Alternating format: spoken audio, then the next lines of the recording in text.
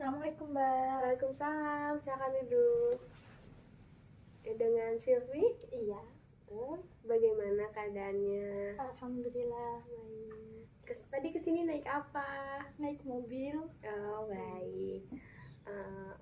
Boleh diceritakan yang kita kan udah tektokan ya via WhatsApp, apa yang kamu alami, apa yang kamu rasakan, boleh diceritakan apa masalahnya? Boleh. Jadi gini Mbak, aku kan emang lagi suka sama seseorang, tapi dari lihat responnya tuh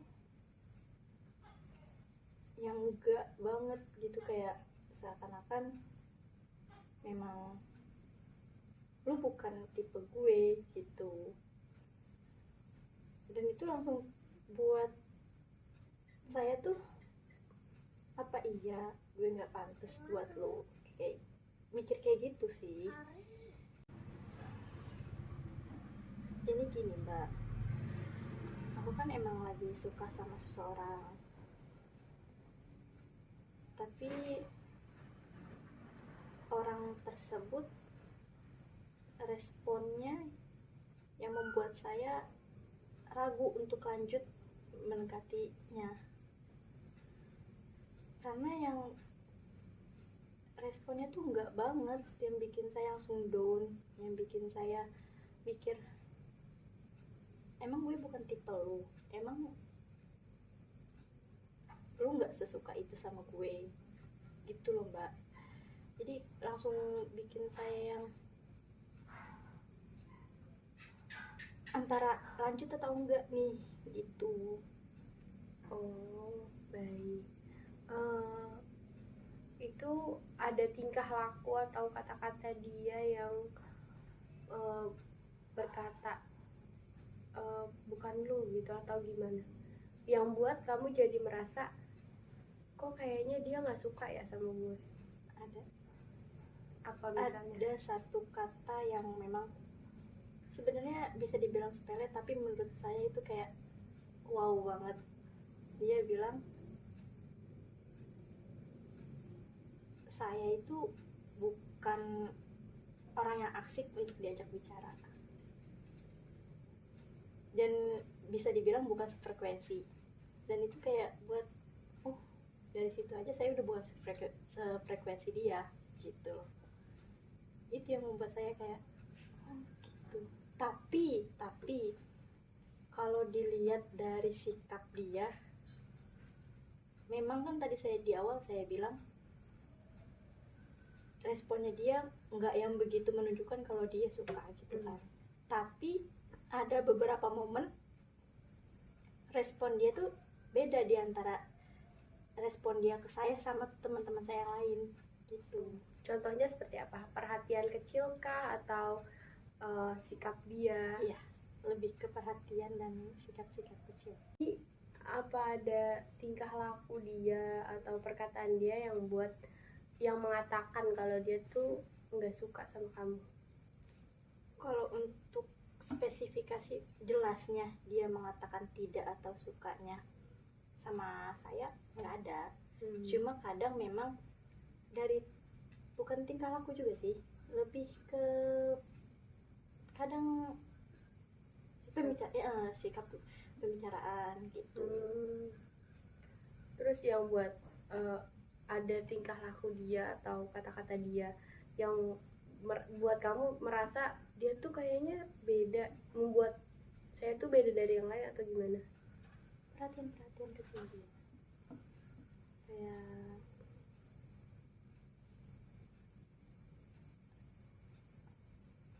ya perhatian kecil, kayak misalkan nanya, lebih ke nanya sih, bukan perhatian kecil, tapi lebih kayak ke nanya besok masuk apa, kayak gitu sih. Sedang kayak kalau dipikir pakai logika, kalau misalnya memang dia hanya menganggap teman biasa kan nggak mungkin sampai nanya seperti itu. Ini dia bisa sampai nanya seperti itu gitu. Atau mungkin sebenarnya normal, dia emang mau deket sama kamu, tapi pikiran-pikiran kamu aja yang negatif thinking. Jadi bener gak ya dia suka sama saya atau nggak suka sama saya gitu, ada pengaruhnya nggak yang buat kamu jadi berpikiran negatif? Kalau berpikiran negatif mungkin memang dari diri saya sendiri kali ya, karena ngelihat dari respon dia yang di awal itu yang bilang saya nggak asik.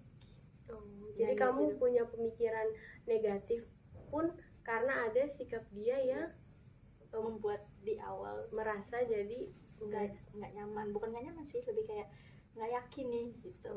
Jadi kamu nggak yakin, yang tadinya kamu kayak semangat atau Iya. yakin dia suka sama kamu atau mau berteman baik sama Iya. kamu, tapi ada sikap dia yang kurang mengenakan. Iya. Gitu kan ya.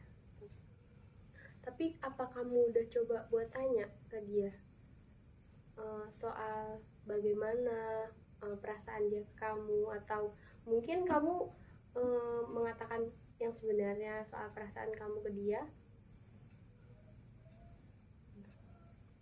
Saya tidak seberani itu untuk bilang kepadanya. Kadang kan mungkin kita udah coba, atau mungkin ada tingkah laku kamu yang mungkin nggak dengan secara ucapan ya, kalau bilang gue suka nih sama lu, tapi ada tingkah laku kamu yang mengarah ke sana. Udah pernah coba? Belum coba sih, karena memang itu sudah takut duluan di awal. Kalau boleh sih saya saran coba diomongin atau diajak sambil makan, biar ya mungkin kalaupun emang nggak bisa lebih dari sekedar teman, setidaknya bisa jadi teman yang baik. Teman yang bisa diajak bercerita, teman yang bisa diajak explore mungkin, seperti itu. Kemudian apalagi yang buat kamu jadi bingung, yang buat kamu jadi kesulitan misalnya? Mengendalikan rasa suka itu sih, inginnya tuh kayak ya udah stop aja di sini gitu kan, tapi cukup sulit untuk mengontrol rasa suka kita terhadap orang tersebut gitu. Mungkin seiring berjalannya waktu kali ya, kita bisa mengendalikan. Untuk sekarang kan masih ya wajar kalau misalnya kamu masih bimbang atau bingung, tapi menurut saya diyakini oleh sikap dia. Kalau misalnya memang sampai saat ini sikap dia masih seperti itu, berarti lebih baik kamu berusaha buat cari kesibukan atau menyibukkan diri dengan hal-hal yang positif, biar nggak pikiran tuh biar nggak negatif atau mengarah ke dia terus gitu. Kemudian yang paling penting sih dari diri kita sendiri ya, yang penting kitanya mengisi pikiran-pikiran kita, sugesti, jangan ke bawah yang negatif-negatif, karena itu akan mempengaruhi lingkungan sekitar. Bagaimana setelah bercerita, apakah masih ada yang kurang enak di hati atau bagaimana? Mungkin emang lebih harus bisa menerima diri sendiri sih. Alhamdulillah setelah cerita sudah lumayan lega, cuma masih ada satu yang ngeganjel di hati. Apa bisa? Kayak saya udah yakinin diri saya nih untuk nggak berhubungan salah satunya kayak chat dia, hubungin dia duluan. Cuman tanpa saya sadari, tiba-tiba saya sudah di room chatnya, dan kayak untuk memulai chatnya lagi. Dan biasanya kan kalau untuk berusaha untuk melupakan, biasanya kan kalau untuk usaha kita untuk melupakan, usaha kita untuk mengurangi rasa suka itu dengan cara tidak bertemu, maksudnya mengurangi intensitas hubungan. Kayak salah satunya yang paling itu bertemu, tapi itu sulit karena kita memang masih berada di satu wilayah yang memungkinkan kita selalu bertemu gitu. Itu sih yang membuat saya kayak cukup lumayan sulit untuk bisa melepaskan, bukan melepaskan, melupakan. Mungkin lebih ke kita nggak apa-apa berinteraksi sama dia, tapi lebih ke hatinya yang di stop, kayak jangan pernah berharap apa-apa lagi. Karena pada dasarnya ketika kita berharap pada seseorang atau pada manusia, kita nggak akan pernah tahu akhir itu akan seperti apa. Jadi mungkin lebih ke nggak apa-apa kita berteman baik, kita ngobrol seperti biasa, kita bercanda seperti biasa, tapi lebih ke dijaga perasaannya, jangan sampai berharap dan terluka lagi. Caranya itu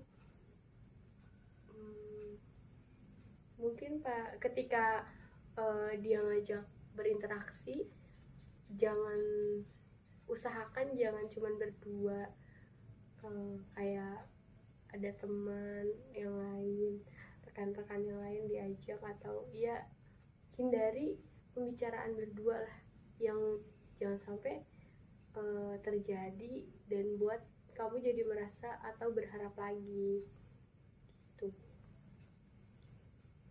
tapi memang salah satunya mengurangi intensitas bertemunya.